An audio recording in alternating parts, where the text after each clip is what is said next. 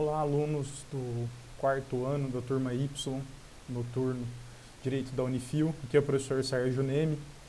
Eu estou aqui hoje num vídeo mais breve. Me pediram para essa semana fazer uma revisão. É muito difícil fazer revisão por vídeo. Então não sei se vocês entendem a dificuldade de fazer isso, mas o motivo é que eu já nem tenho muito por hábito fazer revisão, né, em sala de aula. Mas geralmente quando a gente faz revisão, a gente faz por meio de debate, né? Os alunos vão me perguntando e na medida que eles vão me perguntando, eu vou respondendo. Mas eu pensei em fazer aqui um modelo diferente, em eu dar algumas dicas. Antes vocês me perguntem, eu não montei a prova, então não estou antecipando aqui nada. Acho que você, digamos assim, estou aqui, olha, vai cair isso ou vai cair aquilo.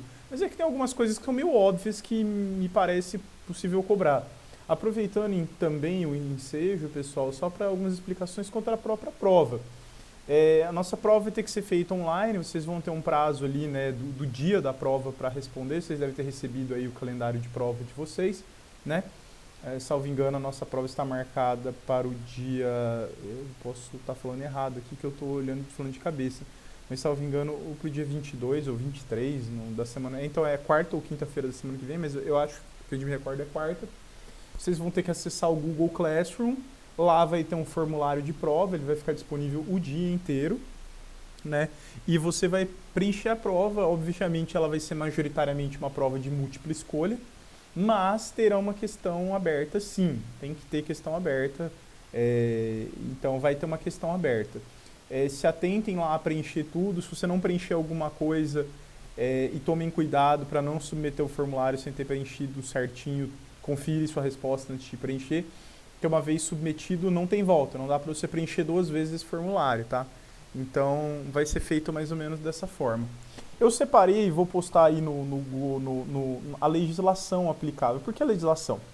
Olha, pessoal, execução, eu não vou dizer que não tem doutrina, porque tem, mas execução, principalmente questões objetivas de execução, é muito letra de lei. Então, meus queridos, não tem escapatória. Estudem pela legislação, tá? Não estou dizendo que vocês não precisam estudar a doutrina, mas se atenham à legislação, porque a execução é muito pautado por ela. Eu separei aí todos os artigos que vão cair num arquivo só, ele chama legislação e execução. Vocês vão ver que eles, na verdade, são reproduções de artigos do Código de Processo Civil. Então, ali, nós temos a disposição geral das execuções, né?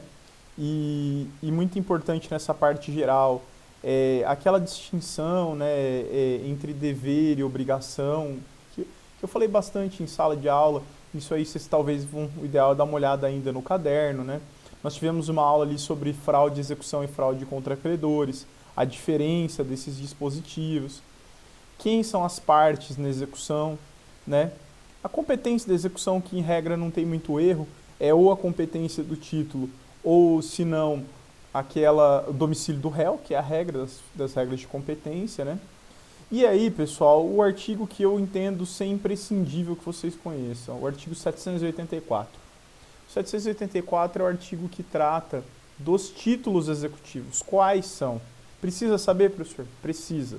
Você precisa saber quais são os títulos executivos. Isso é muito importante, tá?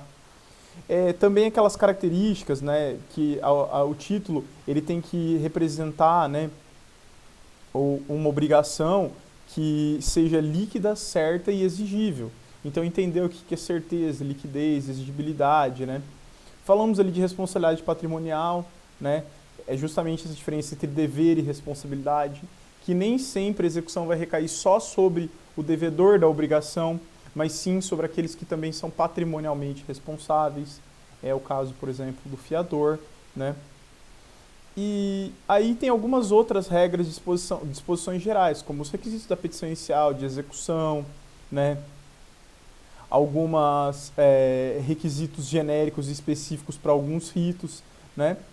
E aí os 4 ritos que a gente estudou, que é execução para entrega de coisa certa, de coisa incerta, de fazer e da execução de obrigação de não fazer. Foram esses os temas que a gente estudou. É importante que vocês leiam o código nisso, deem uma acompanhada. Lembrem, né, daquela divisão entre execução direta e execução indireta, que execução direta são aqueles meios próprios, em que a execução mesmo toma as medidas para satisfazer o crédito, e execução indireta são aqueles meios coercitivos que a lei outorga ao juiz de coagir o devedor a fazer, e é um caso muito comum dessas execuções de entrega, né, e principalmente das obrigações de fazer e não fazer, e especialmente as astreintes, que são as multas culminatórias. Bem, pessoal, eu não tenho como sintetizar toda a nossa matéria aqui em um vídeo. Era mais ou menos dar uma orientação de estudo para vocês para a prova. O período ainda é bom, nós temos uns bons dias até a prova, né? Vocês têm mais de uma semana aí de estudo. E usem então o WhatsApp, aquele grupo, especialmente por meio do grupo. Se vocês tiverem dúvida, falem comigo, vai ser uma satisfação respondê-los. E desejo um bom estudo para todos. Façam a prova. Professor, esse bimestre não vai ter questionário? Olha, pessoal, ia ter sim, mas considerando essas mudanças fica muito inviável. Vocês não têm ideia da complicação que é corrigir todos as provas por meio desse sistema, ou montar provas por meio desse sistema, e dá muito mais trabalho. Então, nesse bimestre, sintetizando, né, não haverá questionário. A prova vai ter valor 100, a prova vai ter valor fechado. Eu acredito que por isso, em razão disso, também a prova acaba sendo um pouco mais tranquila, e por isso, então, desejo que vocês estudem. Bom estudo a todos e um bom resto de semana.